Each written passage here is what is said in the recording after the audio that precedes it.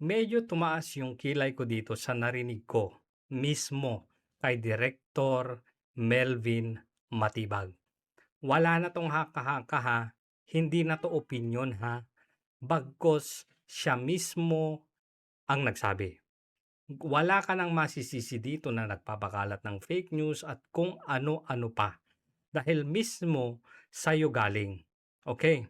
Una sa lahat, public official ka. Dun muna tayo ha.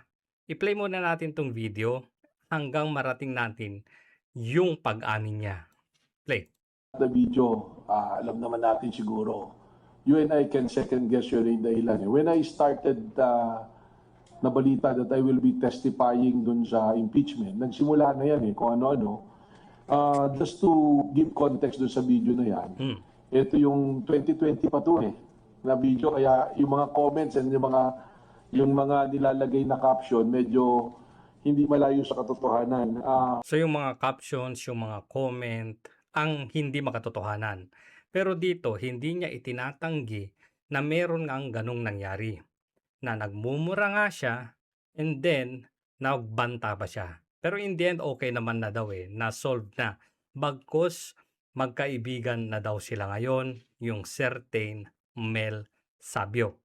At dahil sa pagkakaibigan na yan, meron pa siyang idudugtong.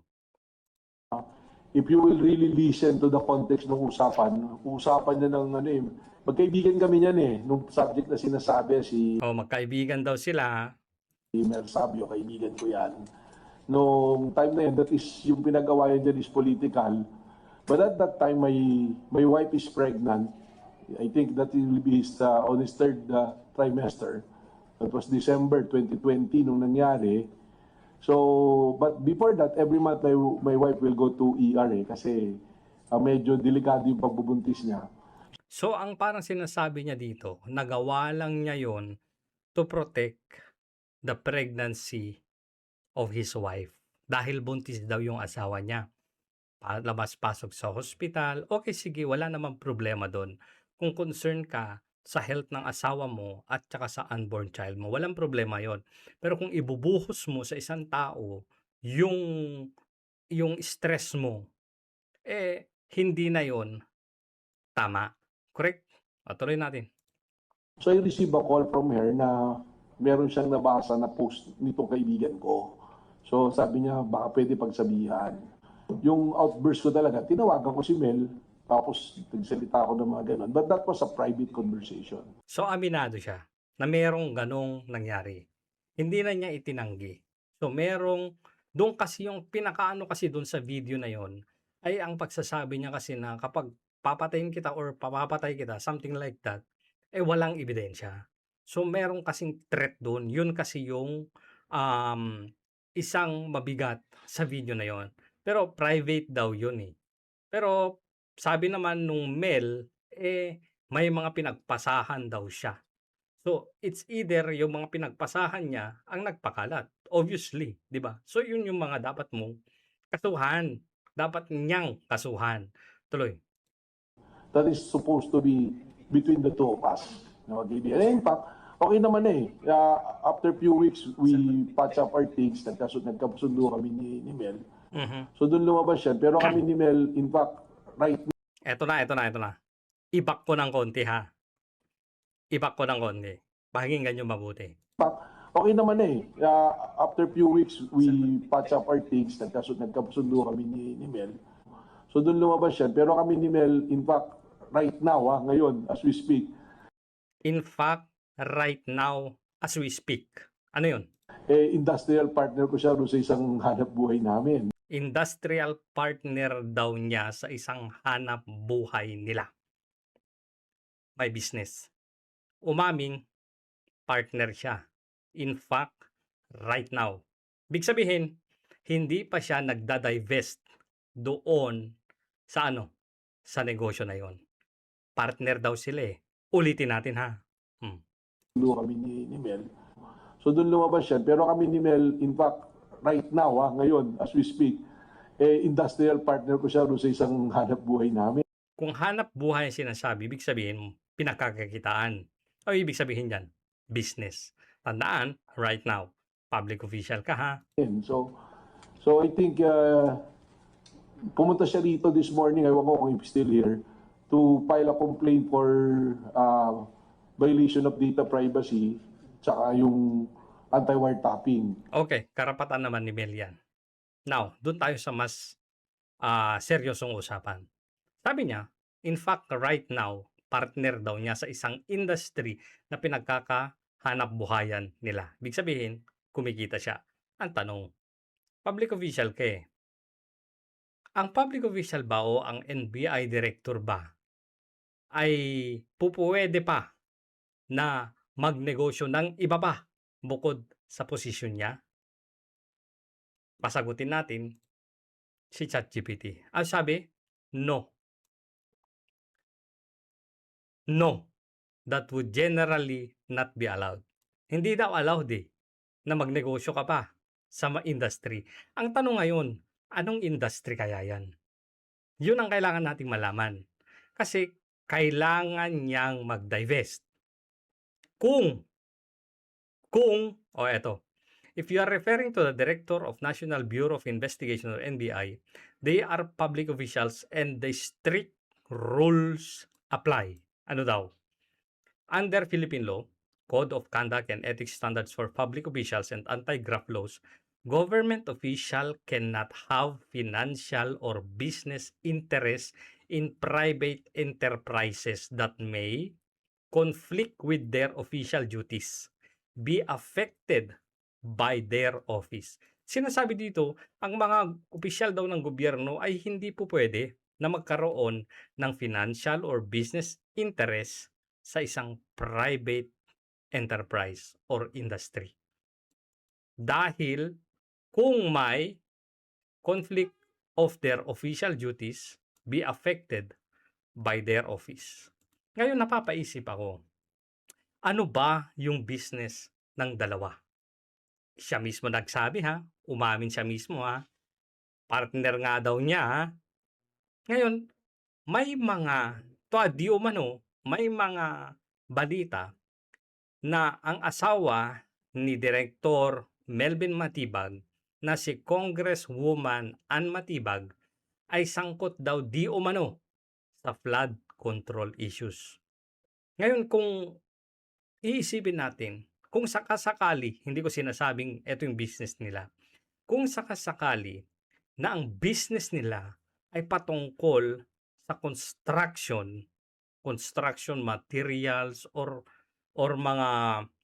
mga kumpanya na may kinalaman sa construction, yun ang problema. Kung yun ang business din nila. Bakit? Sino ba ang isang ahensya ng gobyerno na nag-iimbestiga sa flood control projects ngayon? NBI. May conflict of interest? Meron. Kung yun ang line ng industry nila.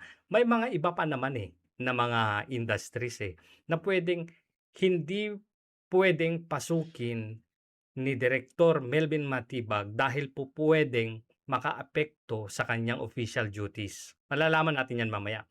At be affected by their office. Hindi lang siya, kundi buong ahensya kung saan siya ay direktor. Yung po pwedeng magkaroon ng epekto. Okay. Being a partner in an industrial business would typically count a conflict of interest. Bakit? Especially since the NBI investigates economic crimes, corporations, and regulatory violations. So, marami silang sakop, marami silang duties na pupwedeng imbestigahan nila. Kabilang na dyan yung nasa economic crimes, nasa corporations, at mga regulatory violations. So medyo malawak-lawak yung yung mandato nila para mag-imbestiga. Kaya nga, kung merong nakakaalam kung ano yung negosyo ni Mel at saka ni Attorney Melvin, pwede bang paki-comment ninyo dyan? At titignan natin kung meron bang conflict of interest yun. Kasi hindi po pwede, sabi hindi pwede, na yung NBI director meron pang financial or business interest sa mga private entities. may conflict of interest kasi, malawak kasi. In practice, an NBI director, eto daw yung dapat niyang gawin, must divest from private business interest. Kailangan niyang mag-divest dapat. Pero sabi niya, as of now, ngayon, diyan sa press con na yan, ang sabi niya, may partner pa daw sila, dalawa. Ibig sabihin, meron silang business na dalawa. Kanya nga, uulitin ko, kailangan nating malaman, ano ba yung business nung dalawa? Anong industry ba? Kasi ang sabi niya, industry, malawak yun. Pwede namang walang conflict of interest, pero para maging transparent, 'di ba? Transparency ang sinasabi nila. Maging transparent, pupuwede ka ba kaming mag-request, Director Melvin Matibag ng NBI, pupuwede mo bang isapubliko kung ano yung business interest ninyo ni Mel Sabio? Request lang naman kung pwede kasi transparency naman, 'di ba? Para alam naman ng taong bayan, para mawala yung agam-agam na baka meron kang conflict of interest doon sa business interest ninyo ni Mel Sabio, 'di ba? 'Di ba? Agree kayo, 'di ba? Oh. Place them in a blind trust, resign from management depending on the situation. Kung sakasakali man na yung business nila ni Mel Sabio ay may conflict of interest nga, kailangan niyang mag-resign daw. Pero ang problema, umamin siya eh. Partner sila as of now.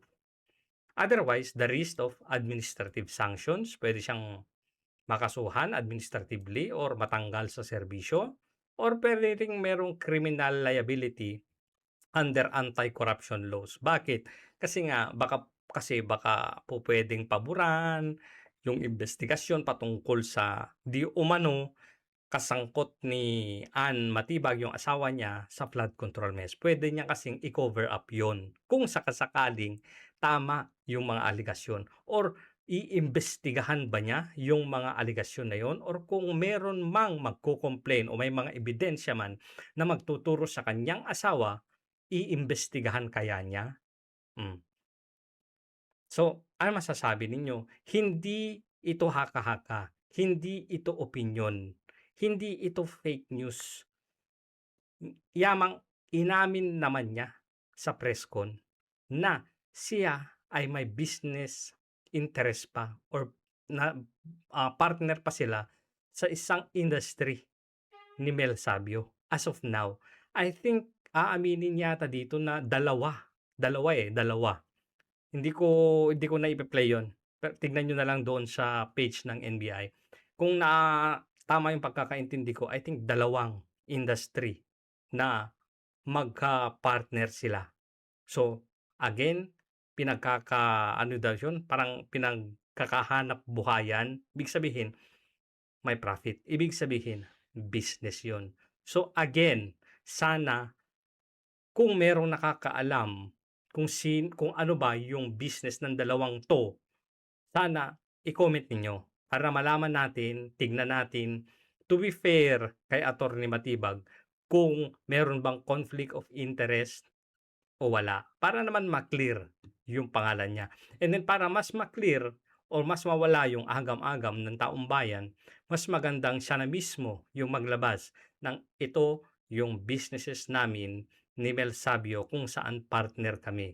Ito yung industry kung nasaan kami.